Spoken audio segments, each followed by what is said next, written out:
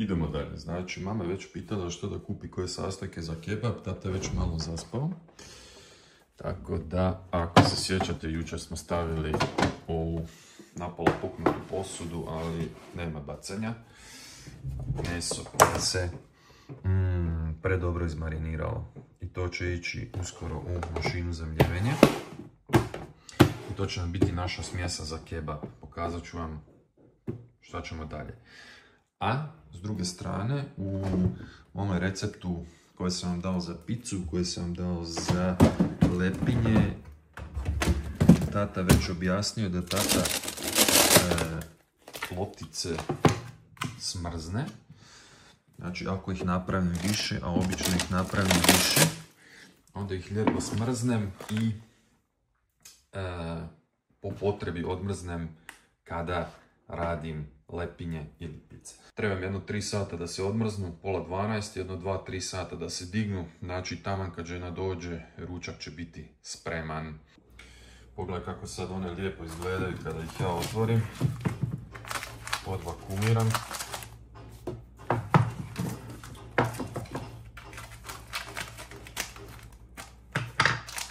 I uvijek ste spremni ljudi, kad god vam treba, znači, ne znam, nekim ljudima je možda previše 24 sata, 48 sati raditi tijesto, ali meni to nije, želim da mi tijesto šmeka, da trbuh ne boli, da djecu trbuh ne boli.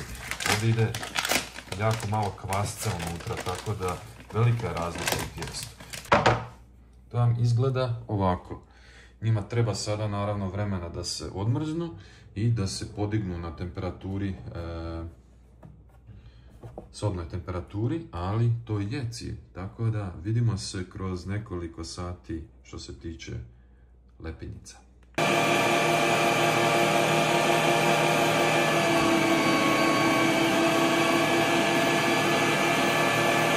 Pogledajte kako je ovo lijepo. Kako je ovo lijepa smjesa koja je dobila naravno svoj pac, ona je upacana, paprika, vegeta, sve što sami želite staviti, ovo je naravno nama prilagođeno i očistio sam piletinu prije mljevenja od češnjaka, dakle ne stavljam sav češnjak, bilo bi previše, dovoljno je ono češnjaka što je dobila u pacu. Pogledajte kako ova piletina dobro izgleda, znači upacano, ono, prva liga. I sad ćemo ići dalje u proces zamrzavanja, rolanja i zamrzavanja, samo da malo pospremimo ovo sve. Okidoki, pogledajte sad ovo, znači ovo je meso koje je ispacano i koje je samo samljeveno. Ljepota. Sad ću ga lijepo premjesiti, napraviti kompaktnu masu, ovdje sam pripremio malo foliju. Ispod samo stavite folije, malo vode, onda se folija ovako lijepo zaljepi, neće vam nigdje bježati. Idemo sad premjesiti to tijesto, idemo premjesiti ovo meso i onda ćemo napraviti lijepo roladu za kebab. Miris piletine je fantastičan. Sad jedna kompaktna masa. Mora biti ovako vlaknasta. Znači mora biti ovako vlaknasta masa. Ovako, da vidite vlakna mesa. Vidite.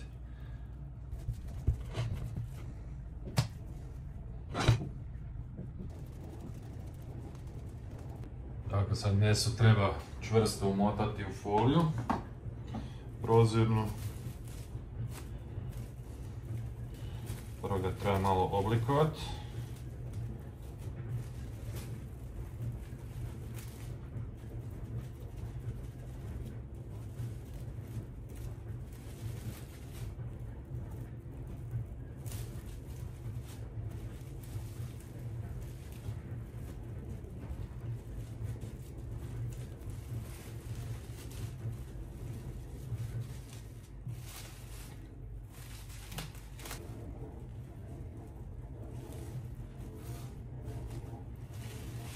I sad s obje strane ga vrtimo.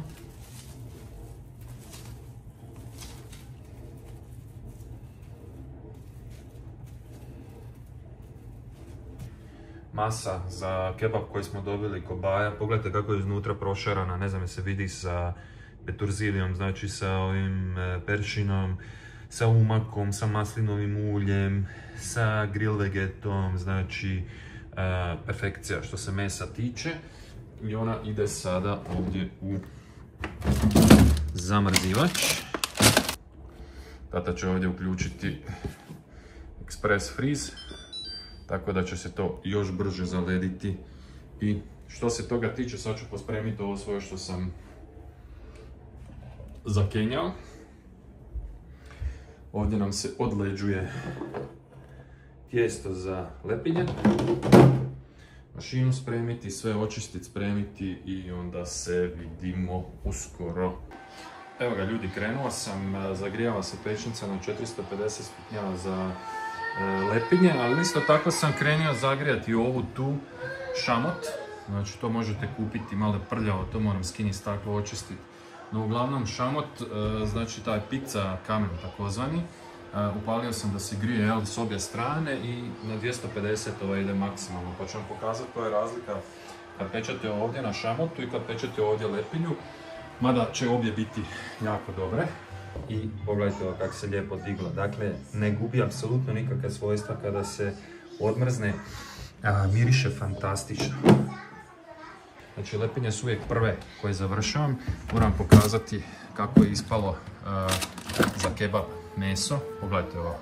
Znači, ovo će biti brutalno. Sad ću vam pokazati kako će tata to sve srediti, kako će to tata narezati.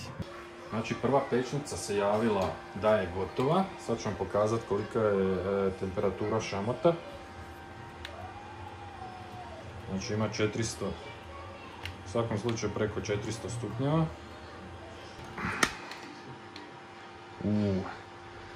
306, znači ovdje imamo 300 stupnjeva, ovdje imamo 420-30 stupnjeva.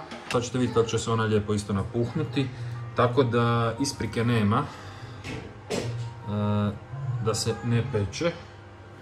Dok druga, naravno, će biti ovdje, s njom ću morat brzo reagirati zato što ću se napuhnuti i onda moguće da mi gore tamo poljubi grijač kao ova prošla pa mi je Smiley napravila. Vidite ovo, gledajte ovo, perfekcija. Vidite? Dakle, nema apsolutno nikakve isprike da se ne radi ovdje. Jedino što ova peć naravno malo brža.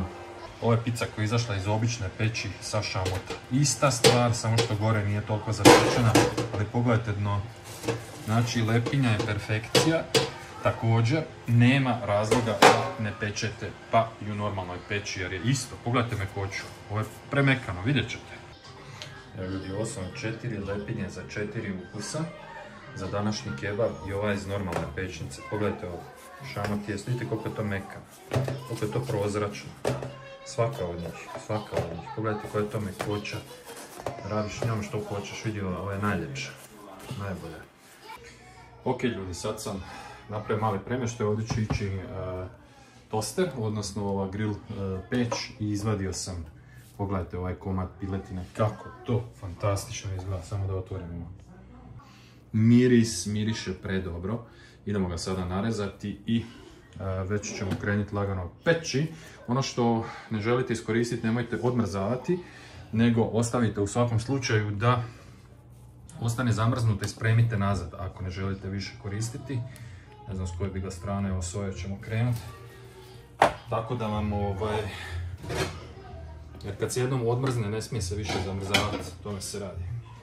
Naravno, ovo možete i rezati nožem, lijepo na listiće, ne morate se ovako kao ja na mesoreznicu i onda imate 1000 stvari za čistiti. Uzmite lijepo nož i sjeckajte. Malo pečenja.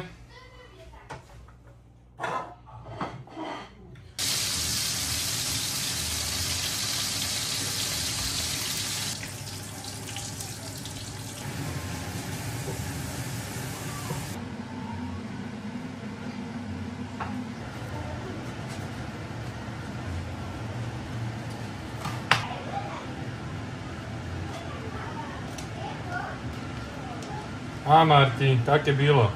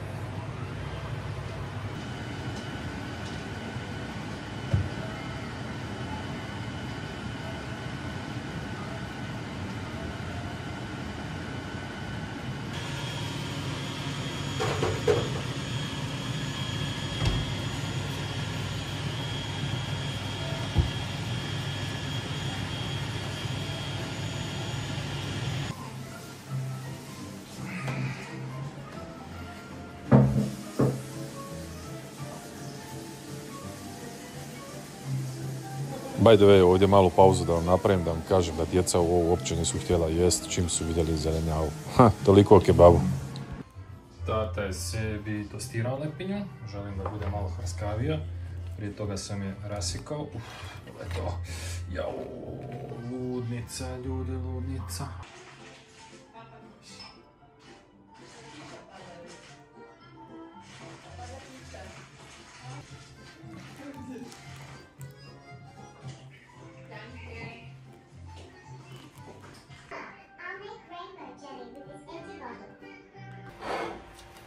Naravno i od ostataka koji su ostali radio sam i drugi dan kebabe, ne baš sutra dan, ali drugi dan ispekao malo drugačije lepinje i pogledajte kako sam ovdje napravio kebabe. Malo čisto da se razlikuju, a tu su se djeca ubila.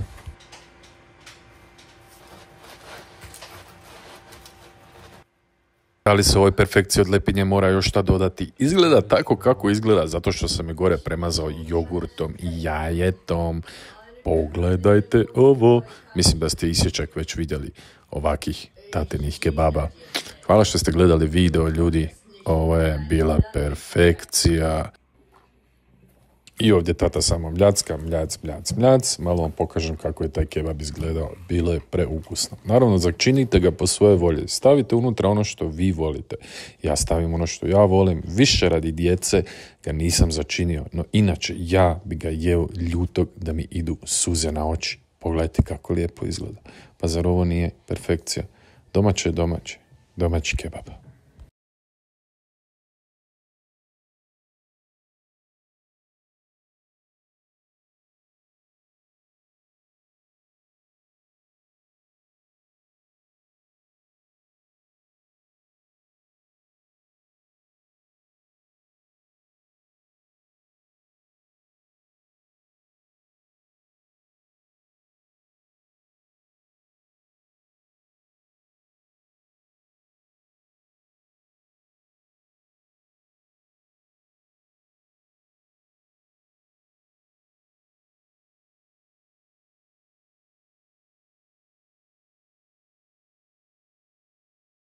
Što reći na sve ovo? Evo, nekolika vrsta tatinog kebaba ste vidjeli.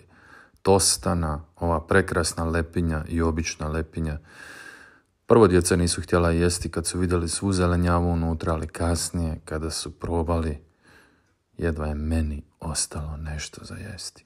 Sada znate napraviti lepinju, znate napraviti kebab, znate napraviti picu, znate napraviti sve ono što vole vaši omiljeni u vašim obiteljima.